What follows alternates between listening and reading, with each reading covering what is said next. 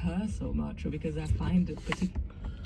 Hey, you just turned off my music. Yes. Or my talk radio. You don't turn off a black man's talk radio. Are you crazy?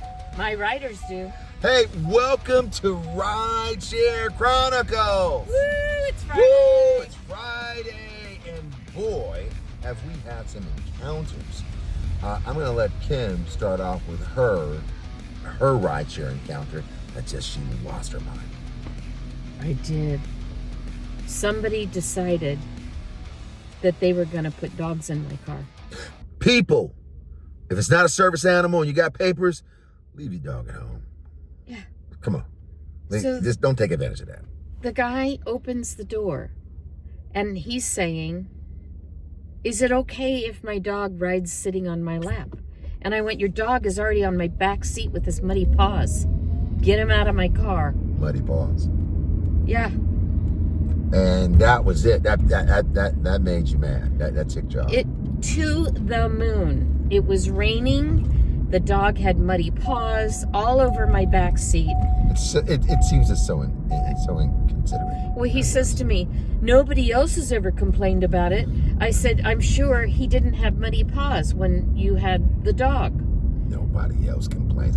Get out of here with that statement. Yeah. So he says, "Well, do you want me to cancel the ride?" I said, "Yes, I do. I'm not taking you and your dog."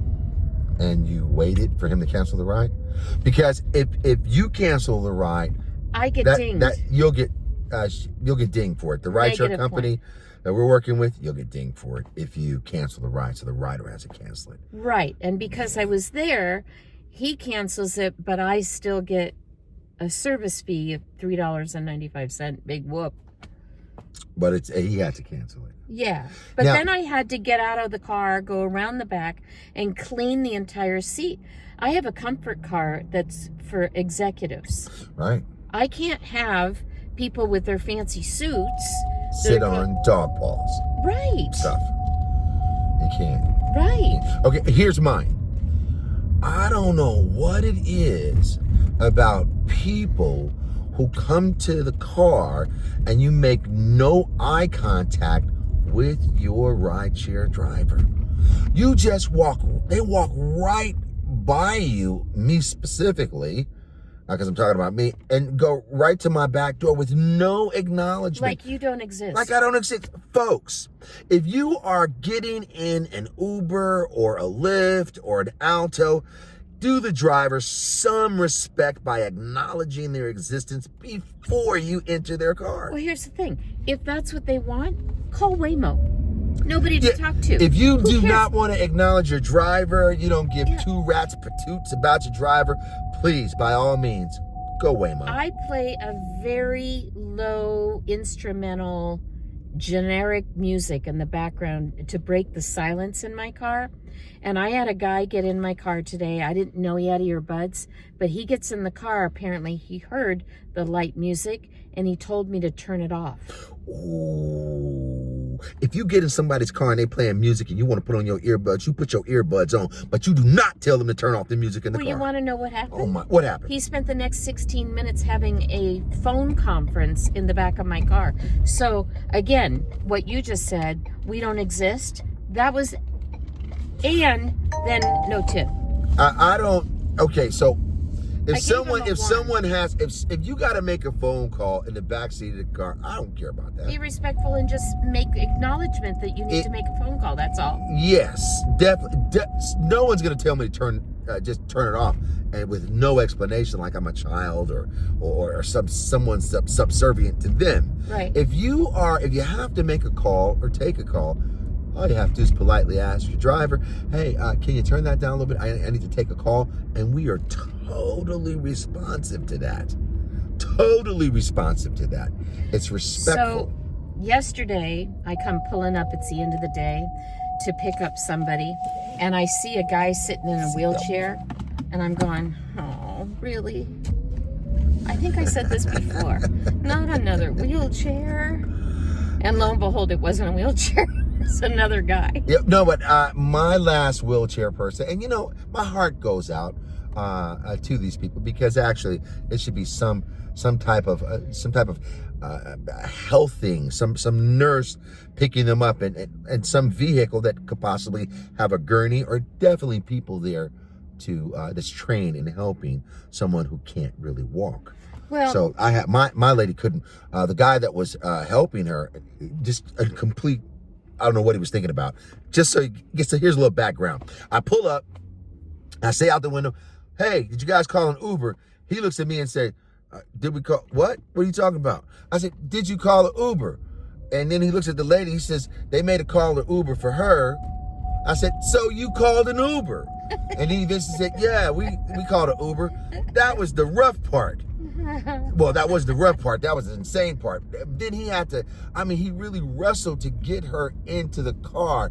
And in the midst of this wrestling, I get a whiff of piss and feet. Woo! Foul order people, yeah. Yeah, it's like, is not there an no ambulance one service. there to make sure that it's a hygienic situation, that people are clean? The wheelchair, it was just not right. Have you ever taken anybody bleeding to the hospital? Bleeding? A gunshot? Wouldn't that be weird? Because though? I there do was run, a bank robbery and somebody was bleeding and they called an Uber to. Now that would be funny. But that could happen. It could happen for real. Uber and Lyft will pick up anybody. Gunshot wound right after bank robbery, going to a bank robbery. I picked up a woman who was in labor and took her to the hospital. Did you? I did. Her husband was going to meet her there.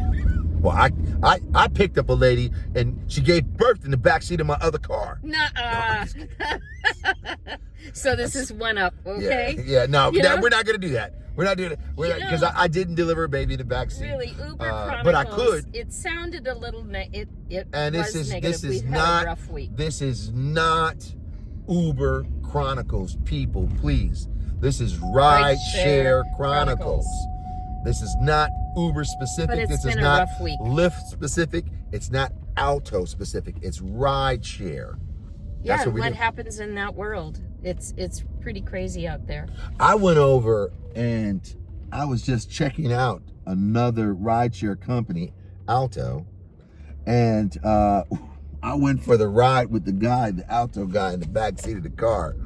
And I made a turn. He said, "We'd like our turns to be like at about 1 or 3 mile an hour when you make the turn." I looked back at him and then I punched the car and sped out and it hit the curb and took him back to Alto and that car. And he was in the back seat of the car saying, "This is not going to work out," as I'm just going side to side to side to side. You were such a rebel. I knew it wasn't going to work out. You were such a rebel. How did your mother survive you? With love and distance. A yardstick. Yeah. But yeah, that was, that wasn't going to work out. So if you are thinking about driving for Alto, if anybody's out there, thinking about doing something like that, they request something that the slowness and the caution that's involved. I won't do food. Okay. Oh my God. I won't do food, and I've shared with Michael several times as to why I won't do food.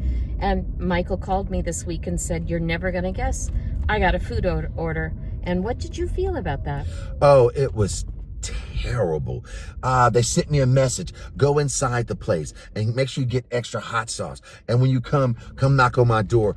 All that to deliver some food, not happening. You got to find a parking space. You've got to go in and get the food. Then you bring the food out and pray that it doesn't spill all over your car. Then you got to fight the traffic to get it there, and you've got to find the apartment. You've got to go up the stairs or the elevator and find the people and how to deliver it. And they're not looking for you, and they don't tip. Yeah, not at all. And I'm not saying that doing the Uber Eats or whatever eats that are out there is a bad thing, but I think you should be doing it with 2 people. Someone to stay in the car, the other person to run in and grab food or deliver it or what have you. That is probably how it should be approached, but there probably isn't enough money for 2 people to make it. Well, then you got to figure out the taxes because it only goes on one person's account. Oh, it does? Oh, let's get some wines. Yeah, only one person. you would have to figure it out. Why didn't we have the light on the whole time? Because we're tired rideshare and drivers. it's Friday. It's at the end of the day. I mean, my mind is gone. We're so tired. But lights on. speaking to that Uber Eats, it takes two people to really do that. You don't get caught up with they get tickets when they pull over to get meals, to run inside. So I gotta get a ticket. And that will wipe out all whatever earnings you were making. So Uber Eats, and I'm saying Uber Eats, but they have Instacart, and they have a couple of other ones that deliver. It's just we're so used to saying Uber anything, so that's why we put Uber in our statements. But believe me, it's other Chronicles. Companies that do ride sharing and so forth like that. So I think people just like saying Uber. Who knows? But ride sharing is what's important. Yeah. But back to the food and delivering food, it's just it doesn't work for. We were just at Whole Foods picking up a couple things before we do our Rideshare Chronicles, and there was a young guy. He was working for Amazon, and he had to have had what, 15, 20 bags, 15 bags. Yeah. He said it was 5 different orders. And thank God he didn't have to shop the bags himself. I mean, to load them all up. They were already put together. So he was just telling me he just had this exhausted look on his face, just delivering to the door. I didn't ask if people come out when he comes, but he probably... No, I did. He said he has to take it to the door. He takes it to the door. So, that's what it is when you are doing rideshare for any of the rideshare players that are out there. So don't get stuck thinking one is better than the other. They all have their pros and a lot of cons.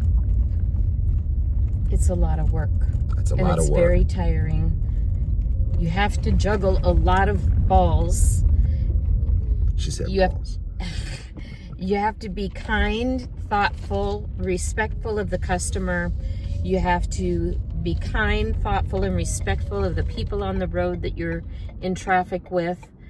It's just a lot all day long. Yeah, it is a job to do that. And when the riders aren't respectful, thoughtful, courteous of us for all that we do when they're sitting in that back seat, it was a tough week.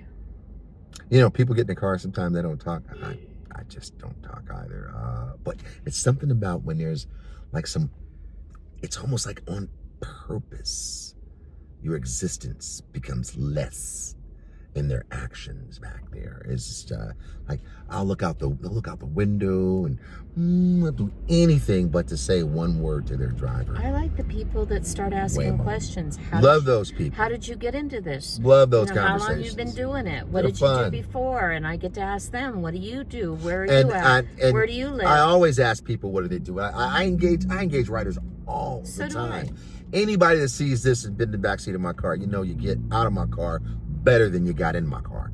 And that's how I roll when I do rideshare. I had a man tell me today, thank you for the nuggets of wisdom. We were talking about grief. Younger man, and there was a couple of things that were said, and he just said, thank you for the nuggets of wisdom. Yeah, they don't call them nuggets with me, they call them pearls. Pearls. Yeah, they call them pearls of wisdom. But you know what? Nuggets, pearls, it's just a little chunk of wisdom. And fortunately, it's what we do, when people are in the car, because both of our backgrounds are in a counseling type of background and advisory type of background. Mm-hmm. So we're just doing this, and a lot of these riders get the benefit of our conversation, our experience, and they do get out of our cars, respectively, better than they did when they got in the car. I have lots of people that say, I don't know why I said that to you. I know why they said it too. Because I believe there's somebody special riding in my car with me all day, every day. I think when you hear that statement, because I'm never going to see you again, I don't believe I said that. I know. But I just told you my life secrets. We are, we are similar to bartenders. You may not see us at the next happy hour. Right. Like you would say, this is not Cheers. Norm! This is not that kind of party. And if I do run into you again, more than likely, I've forgotten who you are. Well, that's not true. I kind of remember. I remember a lot of my riders. For the most part, there's not cheers, you know. But you can tell us what you want to tell us, because more than likely, we will never see you again. And that's the story of ride sharing. All right. This is Rideshare Chronicles. Thank you guys for riding, and please, your feedback. If you hate this, if you like this, if you love this, if you think of something that we have missed in this Rideshare Chronicle, please Like, subscribe, and share.